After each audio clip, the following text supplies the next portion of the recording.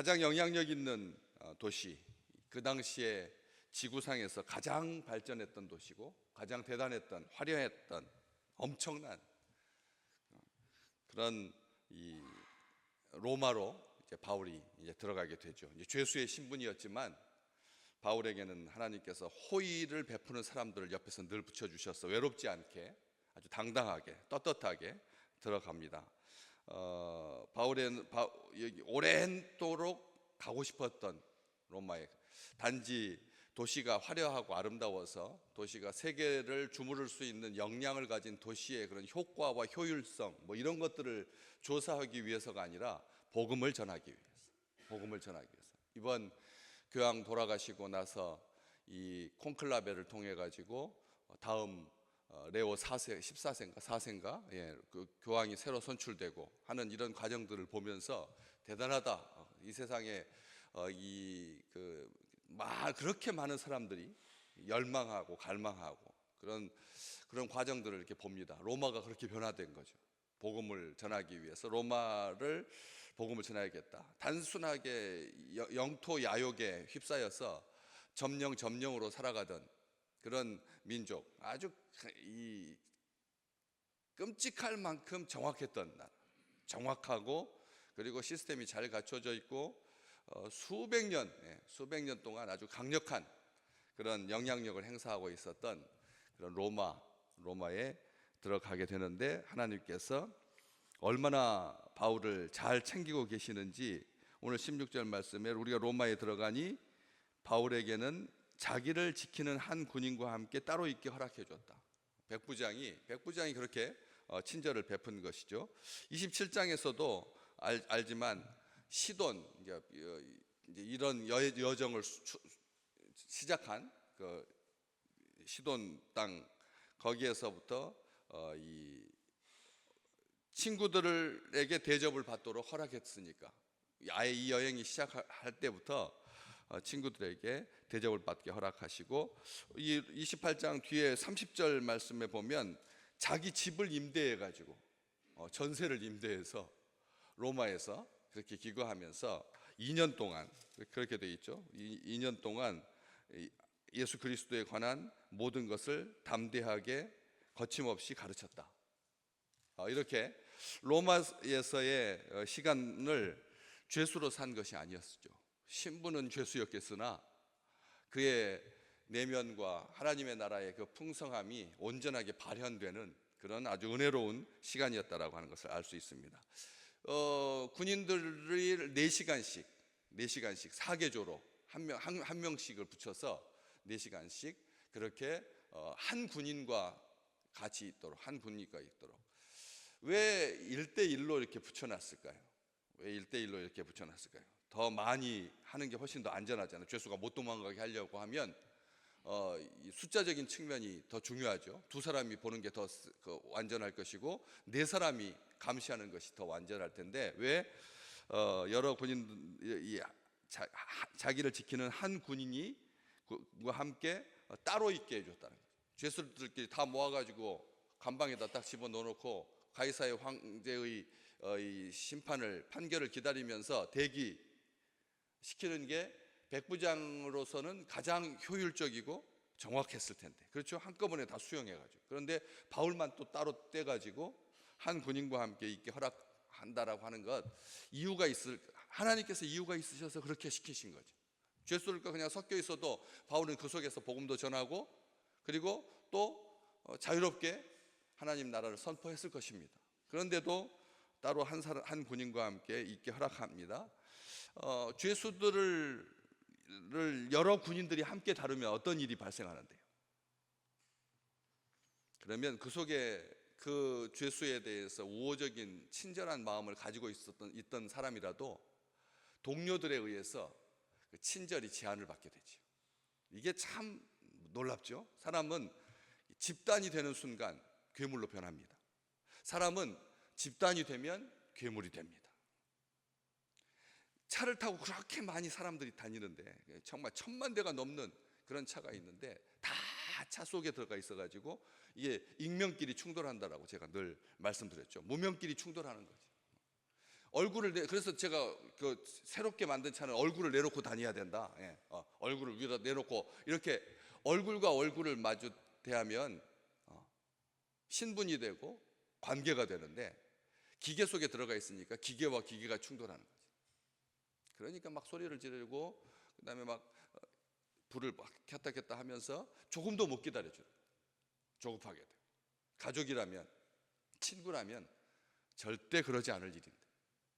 그래서 죄수도 그 중에서 바울에 대해서 좀 존경하고 그렇게 친절하게 대하려고 하는 그런 사람이 있어도, 같이 섞어서 3명이서 4명이서 집단으로 죄수 대 군인으로 대하게 되면 그때부터는 거칠어질 수밖에 없는 것이, 괴물이 될 수밖에 없는 것이, 이게 사람 사는 세상이거든요.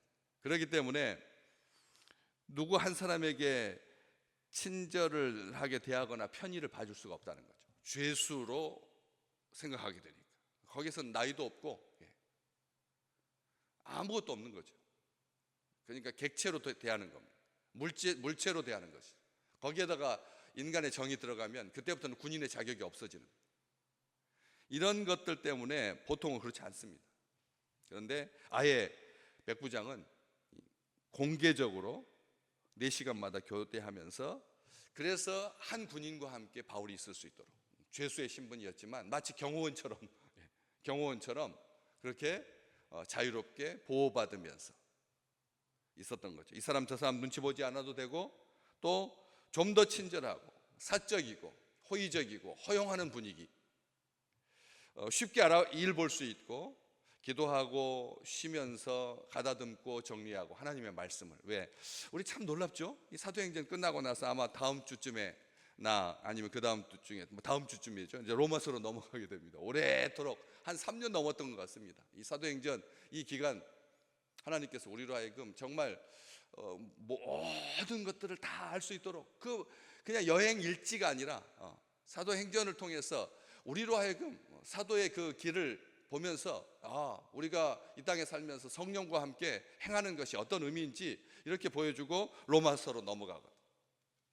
이것을 로마 교인들을 향한 바울의 그 마음을 정리하고 기도할 수 있도록 하나님께서 이렇게 훨씬 더 자유롭게 한 사람을 붙이게 되었다라고 하는 것이죠. 모든 친절이 우리 사랑하는 식구들에게 날마다 더해지시기를 주의 이름으로 축복합니다. 사람들의 호의와 환대와 영접, 우리 또한 다른 사람을 향하여서, 세상이 사람들은 그래, 별 수 없어, 아무리 정줘봤자 너만 손해야, 그런 말들이 보편적인 말일지라도 이 일을 통해서, 바로 그 멜리데 섬에 있을 때도 어땠습니까? 그 섬에서 가장 높은 버블리오라고 하는 왕자가, 추장의 아들이 영접하여서 사흘이나 친절히 머물게 했지 않습니까?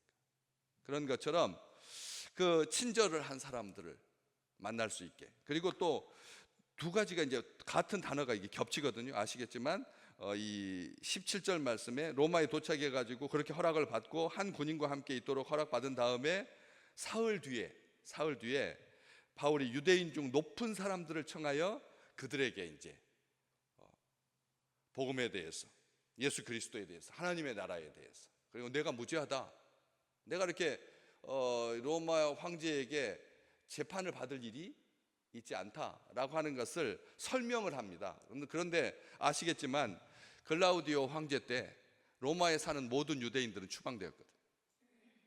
모든 유대인들이 다 추방되었는데, 요때쯤 네로 직전, 네로 때, 그때쯤 와서는 다시 유대인들이 로마에 들어와 살기 시작한 것을 알 수가 있습니다. 로마인들의 공동체가 있었다는 겁니다. 로마에서 제일 먼저 유대인들 중에서 대표되는 그런 분들을 초청하여서 설명을 합니다. 소수는 듣고 또 안 듣는 사람도 있었습니다. 그냥 말씀만 듣고 떠나는 사람도 있었지만, 바울은 형제들을 불러 모아서 이스라엘 백성이나 우리 조상의 관습에 내가 아무런 악감정이 없다. 우리 조상과 하나님 이스라엘 백성들에게 내가 나쁜 생각을 가진 적이 한 번도 없었다. 참 얼마나 한결같습니까? 우리가 이 민족이, 한국 사람들은 다 그래. 참 그 표현 얼마나 자괴적입니까? 얼마나 자기 얼굴에 침 뱉는 일입니까? 이래서 내가 한국이 싫어. 이런 말 우리는 아주 쉽게 하거든요. 그건 자기 부모에게 욕하는 건데, 자기 형제에게 욕하는 건데, 이 지구촌에서 가장 안전한 나라로, 하나님 믿는 나라로, 주의 백성들이 기도하는 나라로, 복음 전파가 자유로운 나라로, 죄에 대해서 죄라고 말할 수 있는 나라, 이 세상에 지금 200여 국가 중에서 드뭅니다. 아셔야 됩니다.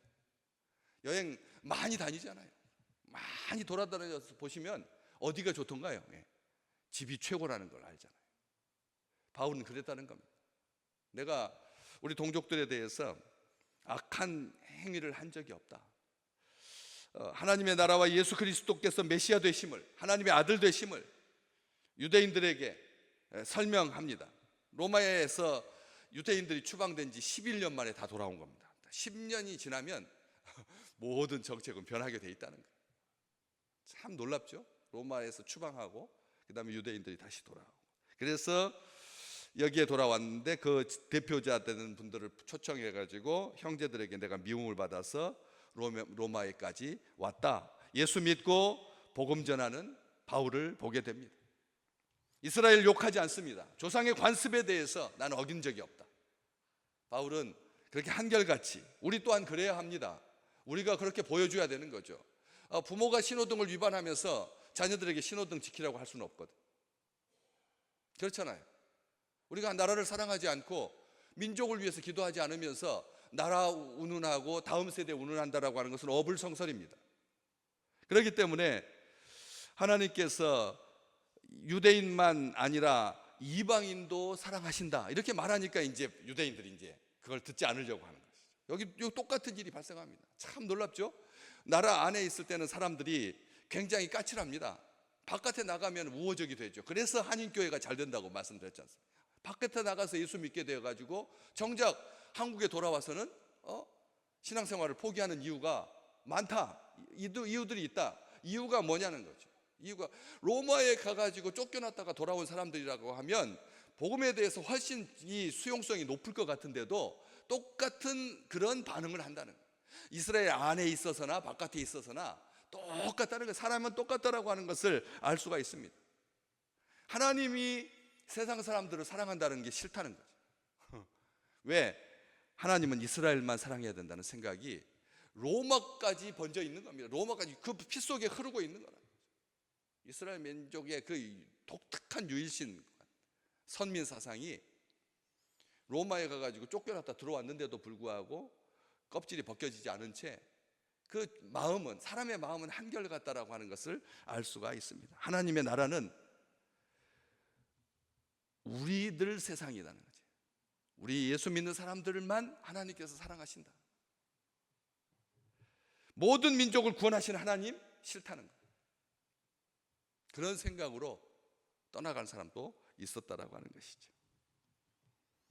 로마는 악의 도시였습니다. 아시겠지만 64년경 온 로마가 다 불탑니다. 싹 다 불탑. 70% 넘는 그런 도시가 싹 다 그러면서 그 책임을 예수 믿는 사람들한테 돌리게 되죠. 그래서 동물의 가죽에다가 씌워가지고 던져가지고 뜯어먹히게 만들어. 몸에다 기름 발라서 밤에 기둥에다 매달아 놔가지고 길거리를 밝히는 데 썼다. 정말 추악한, 참혹한 사륙을 예수 믿는다고 당했던 것이죠. 그 나라가 지금 로마예요. 하나님은 그 로마를 원수처럼 여기지 않으셨습니다. 그렇죠? 옛 신바벨론인 거예요. 바벨론의 그 후예인 겁니다. 지금도 바벨론의 후예를 자처하는 나라들이 있습니다. 굴뚝굴뚝 예수 믿는 것에 대해서 반대하고 사사건건 예수 믿는 사람들 한 명도 남기지 아니하고 다 추방하고, 지금 중국이 예수 믿는 사람들 아무도 못 들어갑니다. 그 안에서 믿으면 믿고 말라면 말고, 믿으려면 나라의 공권력 앞에 절해라. 우리 몽둥이 앞에서 우리의 질서를 따르라. 중국이 그러고 있거든.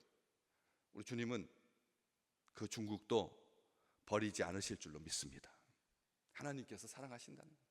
그래서 마음에 품으신 하나님 때문에 우리가 지금 여기에 있다. 바울을 부르실 때부터 하나님은 이방인의 임금 앞에 세우려고 하셨고, 그 오래된 열망을 성취하는 이 극적인 장소에서 하나님의 마음을 전하고 있는 것을 보게 됩니다. 로마서 1장 2절, 복음은 하나님의 선지자들을 통하여 그의 아들에 관해 성경에 미리 약속하신 것이다. 우리 로마서 1장 2절에 바울이 그렇게 기록합니다. 하나님의 아들에 관한 거다.